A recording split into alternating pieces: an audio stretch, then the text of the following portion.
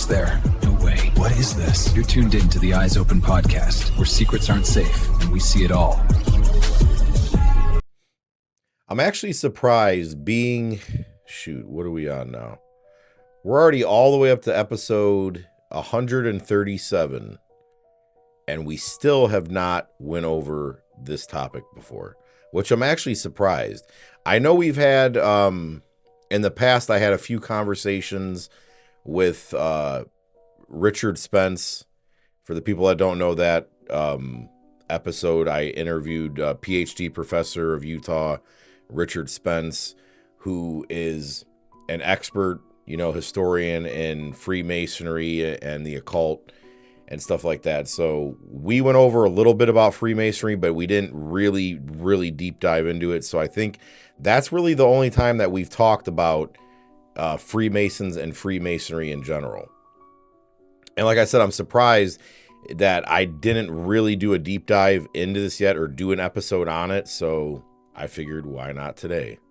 Especially, I have a very vast knowledge of Freemasonry. I know quite a few Freemasons. Some, I think that it's a strange thing in this sense. Like, I know Freemasons that will admit that they know kind of what's going on behind the scenes for the higher up levels. And then I know Freemasons that are at lower levels that are like, oh yeah, there's nothing bad going on here. We're just all bake sales and brotherhood. And, it's like a social club for us. And I know for a fact that's not true. So, I know I've been told things I shouldn't be told about how certain meetings and things get carried out and the whole rituals, initiations, the different things they have to go through. So I definitely know things that only Freemasons should know that isn't readily available in documentaries, and it's stuff that their order tries to keep under wraps as much as possible, because it's only supposed to be known by initiated members that are actually Freemasons. I would say the best place to start off with would be the fact that we're going to discuss, in a sense, like this show is going to be about, do Freemasons, run the world? We're going to explore that question, because we just have to look based on the facts, okay?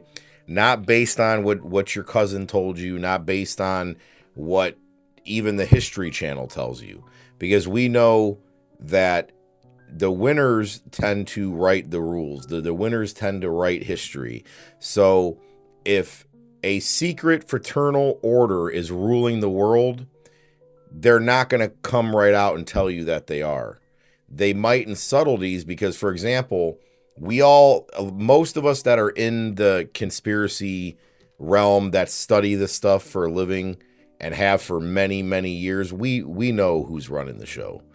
And we know how their little networks spider out and how they really work.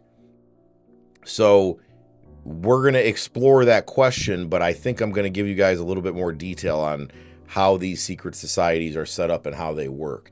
Because a lot of it is based in deception, and they run based off of deception. Because the less you know, the more confused you are, the easier it is for them to rule you. So ruling through distractions and confusion is, even what they're doing right now.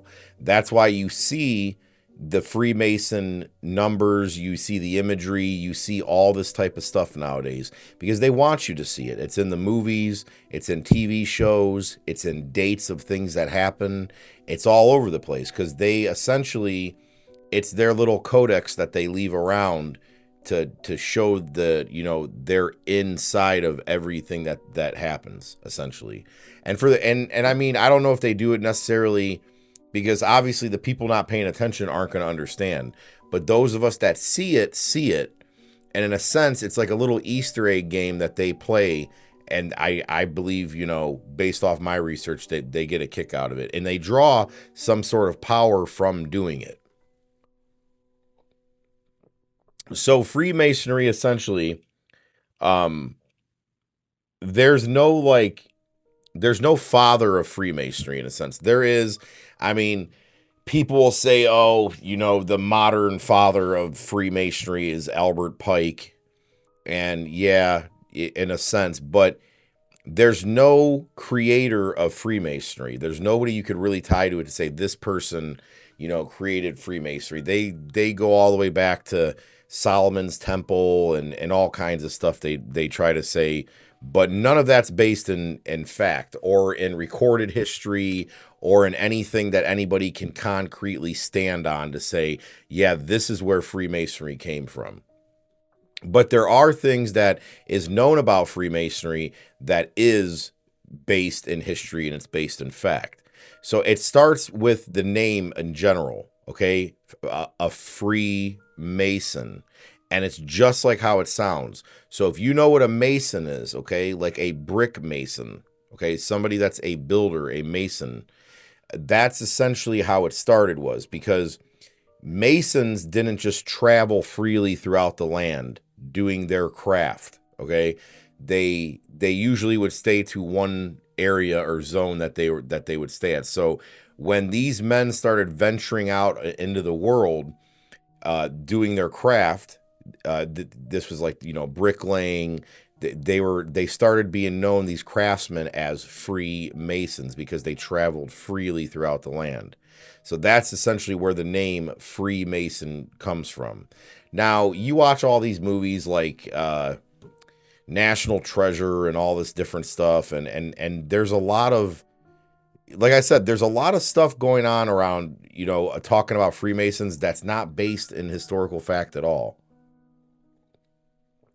Like I said, if somebody tells you they know the origin in a sense of, oh, I know who created it, and I know this for it, it's not true. It's very much shrouded in mystery. And there's a lot of misconceptions. For example, when I'll give you an example. When Candace Owens said, I'm one of the Masons of Turning Point USA, and we were all going in on her saying, oh, she didn't say that by accident. She's a Freemason. And people are like, oh, women cannot be Freemasons. That's one of the misconceptions we'll go through. They absolutely can become Freemasons. Now, they say they're Eastern Star Masons, but it's not necessarily just the lodge that they belong to, because women have been Freemasons for a very long time going back. And what can tell you a lot about Freemasonry, which kind of told a tale for me, was the fact that George Washington was a Freemason for like his whole life, okay? A whole big part of his life.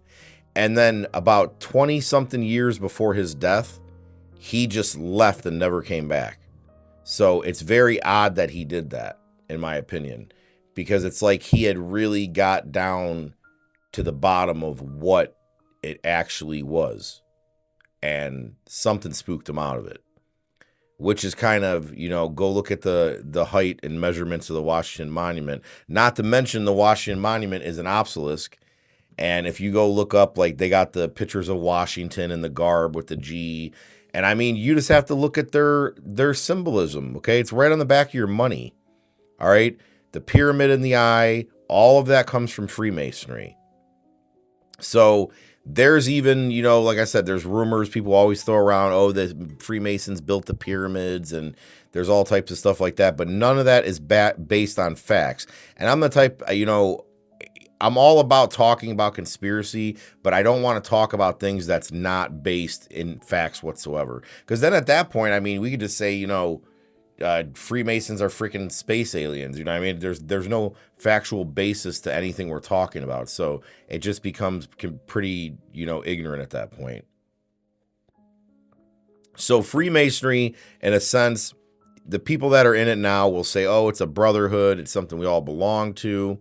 But in this episode, we're going to break down some different things. So in a sense, we're going through the history of Freemasonry, but people need to understand the fact that I would tell you alone, for people to tell you, oh, it's just some regular club that we all joined and that's that. I mean, do you know how many powerful people in history, from presidents to you name it, have been or are Freemasons? I mean, seriously, from freaking Charles Darwin to Walt Disney with his 33 Lodge at Disney World.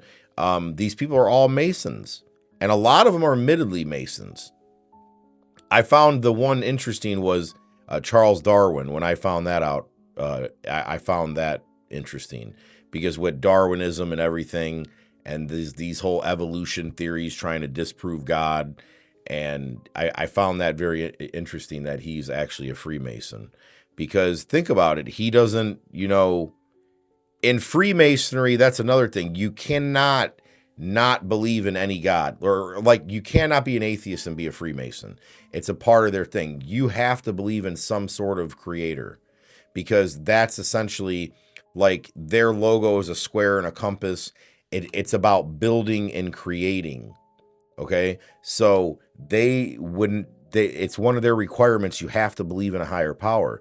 So Charles Darwin didn't. He was an atheist essentially. So to find out that he was actually a Freemason, that's pretty interesting to say the least.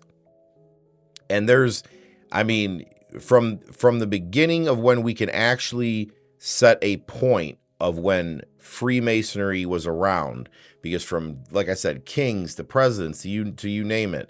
Now, people will say, for example, okay, when the Illuminati was formed, it was no coincidence that the 1-5 pulls up everywhere, like I've showed everybody. The 5-1, the 1-5, and you see it everywhere. It's the Illuminati symbolism you see.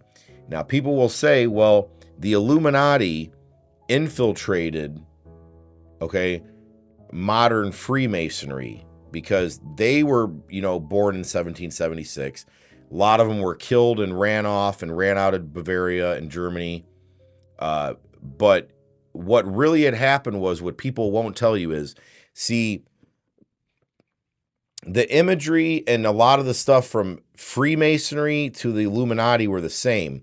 So this is my theory, but I do have some evidence to back this up. My belief is that when the Illuminati was disbanded and kicked out of Germany, they came over here. Because essentially, when you look at our Constitution, it's freedom of religion, okay? That's what they wanted, was the freedom to practice any religion. Because you think about it, they're saying, yeah, this country was based on Christian beliefs and ideals. But think about it. These people, based on what I've seen, like I said, you have Benjamin Franklin with the Hellfire Club, you have Freemasonry, a lot of evil stuff going on in all these different secret societies, okay? They wanted the ability to practice these occultic religions without being burned at the stake over in England. Because prior to that, think about that. When they were under, the rule of a monarchy over there under kings and stuff, they were burned at the stake for the stuff that they would study and believe in. The sciences, all the different things that they were into, they'd be burned at the stake for it. And that's a big thing that people don't want to discuss or talk about, or even, for the most part, believe, is the fact that your forefathers, the founding fathers of the United States, were all occult members. Like, they were all occultists. They were all into black arts. That's essentially why, in a sense, I believe played a huge role in the founding of the United States. Okay, there was a lot of different things going on. They had something working in their favor to get, like, we were talking about this yesterday on the show with Kevin Annette, how he had said he believes, America in a sense was ordained by God, which I think it was, in the sense that, me personally, people have beliefs about where they think, New Babylon is at. I believe, or Mystery Babylon, and I believe the Mystery Babylon is the United States. I believe that. That's my opinion. Based on just how evil everything is in this country, based on multiple different things I see, I believe we are Mystery Babylon. And that's just personally my opinion. But I mean, Freemasonry, so you have to understand, Freemasonry, from what I've seen, from what I've studied, is essentially like the jump-off club, okay? And if you look at it this way, like, Freemasonry is the hub. All right. And you have these other groups that branch off that serve other purposes. Like people will argue and say, the Trilateral Commission, that's a real big one. Unite and stuff like that they're ruling the world. Well, yeah, the Trilateral Commission and all these things, they're essentially, like I'd said, it's like branches off of a hub. Okay, you gotta look at it almost like a spider web. So these are societies that are branch off of a certain society. Freemasonry is the oldest. Okay, it's been around the longest. And it has the most members. If you look at it, it's everywhere across the whole world. There's Freemasons everywhere. There's a Freemason lodge in every single town. Okay. And what you'll find interesting, if you didn't know this, now you guys know all the time I talk about the master numbers. Okay. 11, 22, 33. Okay. Your Masonic numbers. Now, for the people that didn't know, here's an interesting fact for you. In 1892, the tallest building in the world was in the United States. It was 22 floors high, and guess what it was? It was a Masonic temple. So go look that up. Go look up what the tallest building in the world was in 1892. And you're telling me that's not, people don't see that as a little strange. I mean, there's so much stuff strange that goes behind Freemasonry that I'm surprised people don't see more of it. Like what a lot of people, here's another fact I'm sure a lot of people didn't know about Freemasonry. Even during the Civil War, when the Union was fighting the South, okay, even enemy soldiers, when they would find out or notice that another person was a brother Mason, they would help each other out if they were injured or whatever. So the brotherhood was still there, even during a time like the Civil War and when they were on each opposing sides of a conflict. So it shows how Freemasonry acts, because the thing is with Freemasonry is, this is where the term, you ever heard where somebody says, oh, that guy's on the level, okay? It means like he's straightforward. That comes from Freemasonry, that word, on the level. It comes from Freemasonry. So that's where essentially, if I was a Freemason, okay, and I knew another Freemason that's a billionaire, okay, or whatever, way higher than me financially, when we go into that Masonic temple, when we're at meetings, or no, in general, we're on the level. We're equal to each other. That's how Freemasonry works. You're not allowed to overlook another brother, and you have to help another brother by any means. So that means if you're covering up, they won't tell you this, but if they're covering up an unaliving, if they're covering up anything, if your brother's in trouble and your brother's a Mason and you know that person's a Mason, you have to help them out. You're required to. It's a duty in Freemasonry.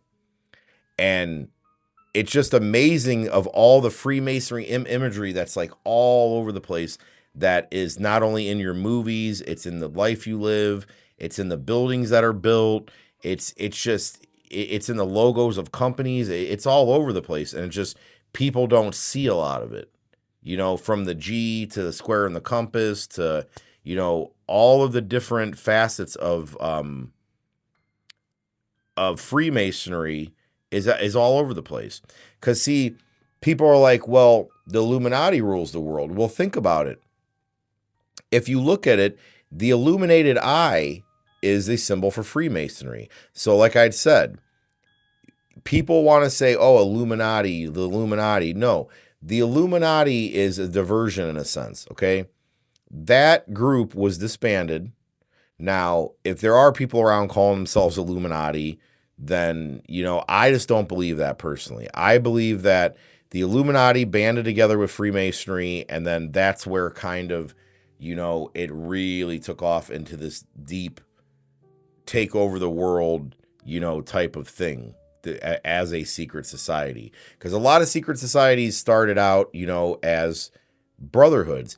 For example, the person who created the mafia, La Cosa Nostra, okay? Go look into him. The founder of La Cosa Nostra in Italy or Sicily, he was a Freemason, okay?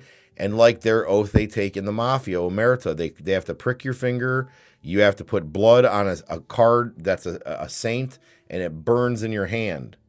And they say, if you ever, go against this oath, may your soul burn in hell like the saint that's burning in your hand. So you have to swear an oath and let that card burn in your hand that you will never, snitch on nobody, that you will be there no matter what. Like they even say, it's if you guys have ever seen any mafia movies where they depict it, they've done it in some movies. Like the requirements when you get made in the mafia is they say, if your child is sick in the hospital dying and we call you, you have to come in. Okay? Like that's how serious they make sure is like no matter what, you have to put this brotherhood above everything. So when you see the societies that have provably show how dark they really are, like the mafia, all of it, they have all of these type of secret societies interwoven in them because they were created by people that were in brotherhood secret societies. And the mafia at one point ran the whole United States. So you think about it, a Masonic member, okay, was somebody who started another, so essentially the mafia started as a Masonic group, essentially. And like when you see all the old paintings and the old pictures, and you even see celebrities do it now, you see somebody putting their hand in their jacket, that's one of the symbols that someone's a Mason. And if they're doing that and they're not, they shouldn't be, because there's rules to what, Masons can do and they can't do. And see, with Masons, they've done a very good job of concealing the real agenda, at least to the lower levels. Because like I said, there's people at the lower levels that will swear up and down that they're like, man, there's nothing evil going on in Masonry. Whoever says that's crazy. We're not some, scary cult and stuff, but nah. There's actually somebody that I'm going to try to get to come on for an interview. They have all the literature from their grandfather that passed away. And they were saying at the end of his life, talked about how evil it is and that they actually worship Lucifer, like at the top. So there's a lot of them. And there's another guy that spoke about it. He said he didn't realize it until he got up to higher levels, that who they were worshiping, who was this master designer that they were calling. Okay. And it was really Lucifer. So it's definitely, people don't understand the symbolism behind it, from the pyramid to the illuminated eye. I mean, there's a reason why they use it for symbols in Freemasonry, but then why did Aleister Crowley, one of the biggest black magicians of all time, use that same imagery to conjure up demons, to do spell work with? Why did he do it then if it really didn't mean anything? They know what it means. And that's what it is. And they enjoy being the enlightened ones. So that's why I said, like, the enlightened ones, Illuminati, merge with Masons, which was a way bigger syndicate of people. And they just kind of work together. And then that's when you've seen over the years these other orders branch out of these different groups, from the Bilderbergs to Bohemian Grove to, it's just, they're all different factions of the same company is the easiest way to explain it. So these people, do Freemasons rule the world? I absolutely believe they rule the world. There's too much evidence out there from what I'd laid out. I mean, they're in every city. Their power is over everything. I mean, their imagery's in everything. Their power's over everything. Any events you see, I've already showed you guys with the master numbers, the 22, the 33. Their influence and their symbology is in everything. Okay, the symbolism, the imagery, everything. So it's too beyond coincidence for me to say, oh yeah, no, they're just some group that's all over the world and just happen to have presidents and dignitaries and all these people that were a part of this group, and they just go and meet together and hang out. I mean, it's I think it was George Carlin who said it. When there's a convergence of power, okay, it's no longer a conspiracy. There's something going on there. And that's what it is. That's what these meetings are. They're a convergence of power. Albert Pike all the way back in the 1800s, who, like I said, people consider to be like the father of Masonry. He told about things back in the 1800s that was amazing that he knew, because see, they had an agenda. They've had an agenda for a long time. They said that the final battle that was going to end up happening to lead into World War III would be between America and the Middle East, would be between the Middle East. So he called it. And if you look at Albert Pike's teachings and his writings and stuff, a lot of the stuff that he said has come true. And it's not because he's telling the future. It's because they're creating the future. So that's why everybody sees this type of stuff like, oh, the Simpsons predicted the future. No, it didn't predict the future. They're just simply hiding it within the media and everything that you guys watch. And that's why they call it predictive programming. They're putting it right there for you guys to see, to desensitize you to it in a sense. But the fact that Freemasonry got as far as it has and nobody disbanded it or did nothing about it, that even shows. Because I mean, from police officers to judges to lawyers to you name it, athletes and everywhere. Shaq, wears his big Freemasonic ring he shows, and admits he's a Freemason. So there's a lot of people in it that, are proud to say they're Freemasons. And there's other people that decide to hide that affiliation. So the way it's set up is for people to need to understand. I'm telling you, when you really climb up that ladder, now there's groups that you don't know, like, for example, Kevin Annette was talking about that, like how Vatican means serpent. So at the top you have, there's a whole pyramid they had that showed the different power structures, and they put the Freemasons down there further than they really are. But no, the people that are calling the shots in this world, the people that are really up there, okay, that I believe are in direct contact with Lucifer himself, who's on this earth, up to no good, up to all the evil, up to all the chaos. I believe they take orders directly from him himself. I mean, people would say what they want. That's what I believe. But it's up for other people to ask themselves, based off of what you've seen, based off of all the stuff with Freemasonry, do you believe, do you believe Freemasons rule the world? Like I said, based off my research, I absolutely do believe they rule the world. And I believe a lot of what they have going on, I mean, even the initiation rituals, okay, where they blindfold you and you have to act like you get hit in the head with a hammer and fall back like you're dead. There's rituals even where that, have been mixed with Freemasonry that they do now, where they have a literal funeral for you, okay? They won't tell you guys about these secret rituals that they do.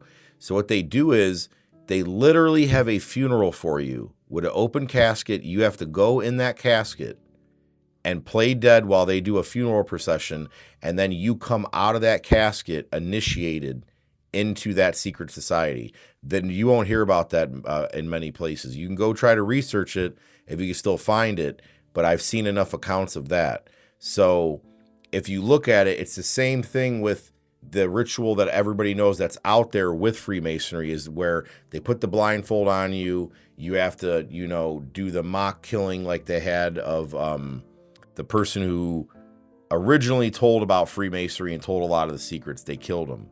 So you have to do the mallet on the head, fall back, and then you take the blindfold off, and then they say you're initiated in as a Freemason. But that is one of the initiations. But like I said, the other initiations, they have the mock funeral and stuff, which is wild. Like, that's insane that they do that. So they literally are like saying, you're dead, you died. And when you come out of that casket, after they do this death of your old life, you come back into this new form. And I remember they were showing, it was in the video and stuff. I remember when I had heard about that, because somebody was doing a video and was talking about that. They were saying essentially it was what Justin Timberlake was talking about in that song where he said the old me is dead and gone. So if you guys know that song, they're saying that's what he was saying, was it's the ritual that he took where their old self essentially is dead. You died and you come back as this new entity. And that's where I believe, honestly, the Freemasons at the top that are possessed by entities, that's when it takes place, is when they're allowing that old piece of them to die and they're allowing that entity to take hold of them. But it is demonic at its root, at its core, absolutely is. That's why you see all the clubs that's branched off of it all follow that same type of ideologies and demonic representation. And people can argue all day about it. They can say, oh, well, I'm a Freemason, or so-and-so is a Freemason, and I don't, they're not evil and I don't believe that. Well, then you don't have to. But I absolutely have seen it at its core, and I know what it is. I don't care what anybody at a lower level thinks they know about it. It's crazy then to know that if what they're saying is true, then that's wild that somebody who's actually a member in it. I've never been a Freemason, would never be a Freemason. And I had plenty of chances with the people that I've known to be in that club if I wanted to be. I could very easily be a Mason right now if I wanted to be. But I would never want to be in that. There's people I know that say, oh, I'm a Christian and I'm a Freemason. No, there's no such thing. And if you say that, you can believe that if you want, but it's the two don't mix. All right, so I know enough people that have even said that they believe that for a long time too, until they really seen the truth, and then that's when they totally got away from it. But like I said, it's up to people to really ask that question, to open your eyes, look at the truth, and say, do Freemasons run the world? Do secret societies rule the world?